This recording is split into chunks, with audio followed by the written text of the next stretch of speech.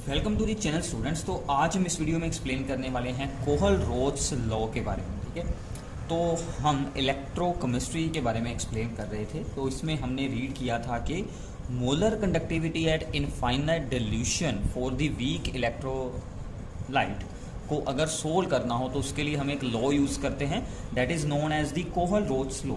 अब ये क्या होता है, अब इसको हम यहाँ पर अंडरस्टैंड करते हैं। तो सबसे पहले हमें यहाँ पर कुछ molar conductivities at infinite dilution की वैल्यूज़ बताई गई हैं। जैसे कि सबसे पहले है for the potassium chloride and the sodium chloride. ठीक है, तो अब अगर हम यहाँ पर ध्यान से देखें तो Cl आयन दोनों में सेम है। ठीक है, तो अगर मैं इन दोनों मोलर कंडक्टिविटीज़ का यहाँ पर डिफरेंस सोल्व कर देता हूँ, ठीक है, तो अगर हम इनका यहाँ पर डिफरेंस सोल्व कर लें, इसका आएगा डिफरेंस सोल्व कर दैट इज़ दी 23.4। ठीक है, तो इसका मतलब ये जो आया है डिफरेंस, ये हमारा पोटाशियम एंड सोडियम में ही डिफरेंस आएगा। मतलब कि पोटाशियम और सोडियम की molar conductivity at infinite dilution में हमने डिफरेंस निकाला है।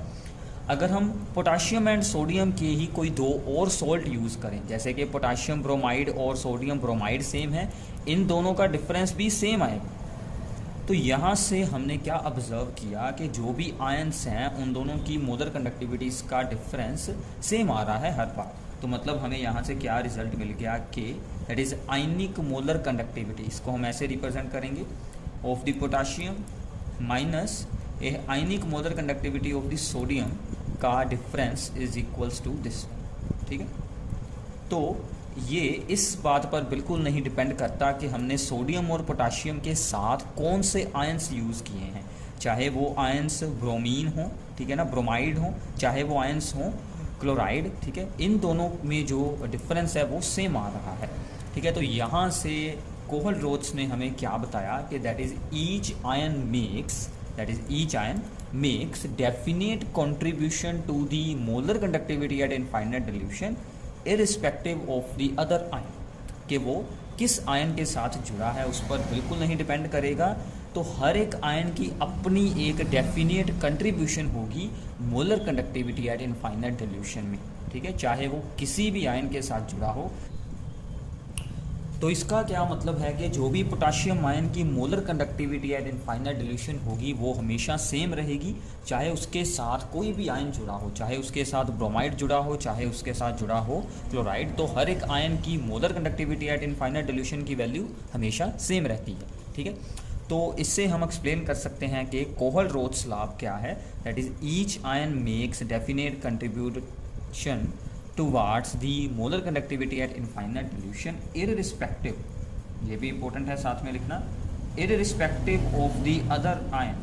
ठीक है, कि वो दूसरे जिस भी आयन के साथ जुड़ा हो उस पर बिल्कुल नहीं डिपेंड होगा, उसकी अपनी एक डेफिनेट कंट्रीब्यूशन होगी to the value of the molar conductivity at infinite dilution.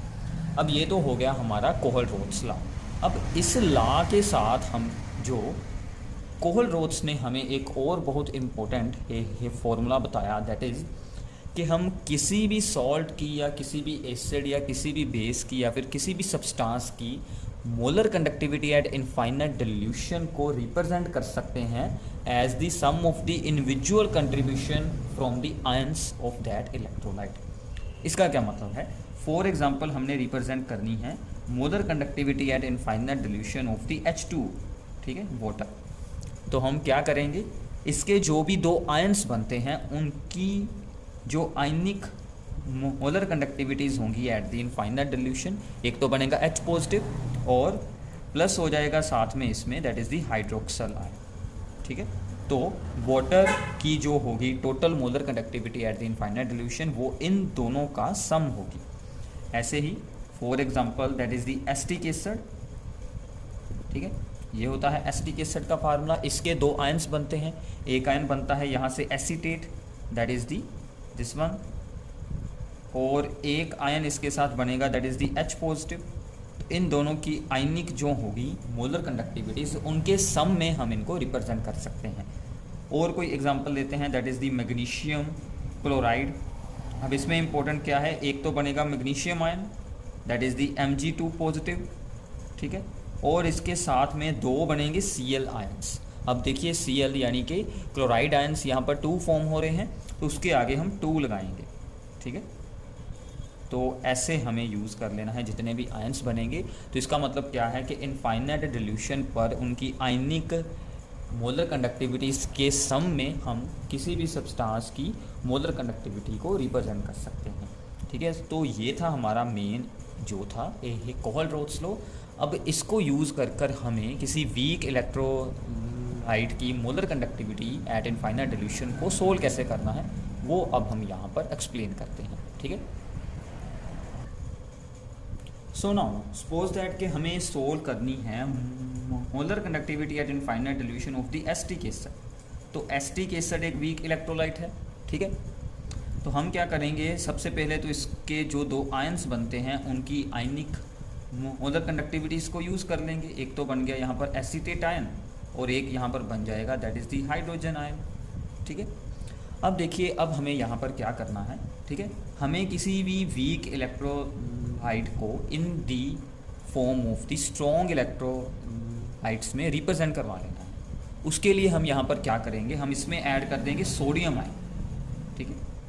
तो जो ऐड करेंगे वही हमें करना होगा सब्ट्रैक्ट भी। हमने एक यहाँ पर ऐड कर लिया है सोडियम आयन, ये एक्स्ट्रा ऐड किया है, और H पॉजिटिव ऑलरेडी था यहाँ पर। इसमें हम ऐड कर लेंगे that is the Cl ion, chloride ion की molar conductivity at infinite dilution. अब ये दोनों जो ऐड हुए हैं वही दोनों हमें करने होंगे यहाँ से सब्ट्रैक्ट। तो Na पॉजिटिव सब्ट्रैक्ट करें और Cl नेगेटिव भी सब्ट्रैक्ट करें, इतना पता चल गया। अब इसका हमें क्या फ़ायदा है, ठीक है। अब देखिए दिस प्लस दिस, तो ये क्या बन जाएगा, सोडियम एसीटेट, ठीक है। तो इसको मैं यहाँ पर इन दोनों की जगह पर हम क्या लिख सकते हैं, that is the molar conductivity of the sodium acetate, हो गया। अब H एंड Cl की जगह पर हम लिख सकते हैं molar conductivity of the HCl, ठीक है। और यहाँ पर NaCl है, दोनों हो रहे हैं सब्ट्रैक्ट, दोनों का सेम साइन है, और ये बन गया माइनस NaCl की molar conductivity at infinite dilution. So ऐसे हम किसी भी वीक इलेक्ट्रोलाइट को रिप्रेजेंट कर सकते हैं in the form of the strong electrolyte. ये सभी के सभी स्ट्रॉन्ग इलेक्ट्रोलाइट्स हैं, इनकी मोलर कंडक्टिविटीज़ के आंसर्स हमारे पास होते हैं, उनको यूज़ कर हम इसको भी सोल्व कर सकते हैं वीक इलेक्ट्रोलाइट को। So this is the very very important application of the Kohlrausch law. अब इस पर बेस्ड हम कुछ प्रॉब्लम सोल्व करते हैं, आपको अच्छे से अंडरस्टैंडिंग भी हो जाएगी, ठीक है। सो नाउ इस पर बेस्ड हमारी सबसे पहली प्रॉब्लम है that is molar conductivity at infinite dilution for the sodium chloride HCl and NaAC। So यहाँ पर AC stands for the acetate, so this becomes the sodium acetate or this one, ठीक है। Calculate the molar conductivity at infinite dilution for the H and AC। This is the acetic acid, क्योंकि acetate ion के साथ हमने H join कर लिया, this is the acetic acid. तो हमें जो मैंने आपको अभी इक्वेशन सोल्व कर बताई है वही सेम फॉर्मूला यूज़ करना है। तो हमें सोल्व क्या करना है, we have to solve the molar conductivity of this one. अब ये क्या चीज़ है, this is the acetic acid, ठीक है। This is the acetic acid. तो एस्टिक एसिड का हमने अभी सोल्व किया था फार्मूला, हम यहाँ पर क्या करेंगे, सोडियम एसीटेट को ऐड करेंगे, ठीक है। तो जो आयंस हैं, जैसे यहाँ पर देखिए एसीटेट आयन इससे आ गया, और H चाहिए तो H के लिए हम यहाँ पर HCl ऐड कर लेंगे। अब देखिए Cl और जो Na है वो एक्स्ट्रा है, तो हम सोडियम क्लोराइड को कर देंगे सब्ट्रैक्ट। ये मैंने आपको अभी प्रूफ कर दिखाया, एक बार फिर से हो गया, अब आपको अच्छे से याद हो जाएगा, ठीक है। अब इनके आंसर्स यूज़ कर लेते हैं। इसका आंसर क्या है, that is the sodium acetate, इसकी वैल्यू ये वाली रहेगी लास्ट, ठीक है। तो HCl की वैल्यू ये वाली है, ये सेकेंड वन, ठीक है। एंड यहाँ पर NaCl की वैल्यू है that is the this one 126.4। इन दोनों को ऐड कर इसको हमने यहाँ से करवा देना है सब्ट्रैक्ट। तो इसकी सोल्विंग होने पर आपका आंसर है जो वो यहाँ पर बन जाएगा, ठीक है, 3 and 90.5 सीमन सेंटीमीटर स्क्वायर पर मोल, ठीक है। तो ये आपका यहाँ पर सिंपल सा जो यहाँ पर आंसर बन जाएगा। तो ऐसे आप लोग इसे ये सोल्व कर सकते हैं, ठीक है। तो सिंपल सी इसमें सोल्विंग है, जस्ट आपको ये वाला ये फॉर्मूला बनाना है। ऐसी बहुत सारी प्रॉब्लम्स आपको पूछी जा सकती हैं, ठीक है। तो ऐसी हम यहाँ पर एक दो और प्रॉब्लम्स को सोल्व करते हैं। सो नाउ अब है हमारे पास प्रॉब्लम कि find the value of the molar conductivity at infinite dilution for the salts calcium chloride and the magnesium sulphate. We have given these values. ठीक है, तो काफ़ी सिंपल है। अगर आपको बेसिक रूल अंडरस्टैंड हो गया है तो प्लीज़ आप लोग साथ साथ में सोल्व करें। ठीक है, तो सोल्यूशन क्या रहेगा, हमें सबसे पहले सोल्व करनी है molar conductivity of the calcium chloride. तो हमने क्या रूल सीखा है कि जो भी इसके आयंस बनेंगे, जैसे सबसे पहले बनेगा Ca2 पॉजिटिव आयन, उसकी आयनिक मोलर कंडक्टिविटी प्लस यहाँ पर 2 बनेंगे Cl आयन, तो उसके आगे हम 2 लगाएंगे दिस वन। ठीक है, अब जस्ट हमें यहाँ से इनकी वैल्यूज़ को यूज़ करना है। तो इसकी वैल्यू कितनी है 119.0, 2 इंटू Cl आयन की वैल्यू कितनी है 76.3। तो ये आप इसको सोल्विंग करें तो इसका आंसर क्या बन जाएगा 271.6 सीमन सेंटीमीटर स्क्वायर पर मोल। यूनिट्स ज़रूर लिखनी है, नहीं तो आपका यूनिट्स के कारण भी हाफ मार्क्स डिडक्ट कर लिया जाता है। ठीक है, ओके है। तो ऐसे ही अब हम सोल्व कर सकते हैं मैग्नीशियम सल्फेट को। ठीक है, तो मैग्नीशियम सल्फेट में 2 पार्ट्स होंगे। So the first one is the magnesium ion, that is Mg2 positive, and the second one is the sulphate ion SO4 2 negative. ठीक है, ये 2 पार्ट्स हो गए। अब इनकी वैल्यूज़ यहाँ से देखें, मैग्नीशियम वाले की कितनी है 106.0 प्लस सल्फेट की कितनी है 160.0। तो ये आपका बन गया टोटल ऐड कर 266, ठीक है, 0.0 सीमन सेंटीमीटर स्क्वायर पर मोल। ठीक है, सो this is very simple problem. ठीक है, तो एक प्रॉब्लम हम इसके साथ और सोल्व कर लेते हैं रिलेटेड, देन ये आपका जो टॉपिक है वो आपका यहाँ पर हो जाएगा कंप्लीट। ठीक है, सो नाउ यहाँ पर हमें बताया गया है कि the molar conductivity at infinite dilution of the aluminium sulphate, this is the aluminium sulphate, is this one. तो हमें इसकी मोलर कंडक्टिविटी दी गई है। So we have given the value of this one. ठीक है, सो आप लोग जब भी न्यूमेरिकल्स को सोल्व करते हैं तो सबसे पहले इन्फॉर्मेशन जो बताई गई है उसको जरूर राइट डाउन कर लें, देन क्या सोल्व करना है उसको राइट डाउन कर लें, देन फॉर्मूला अप्लाई करें। जस्ट सिंपल है काम।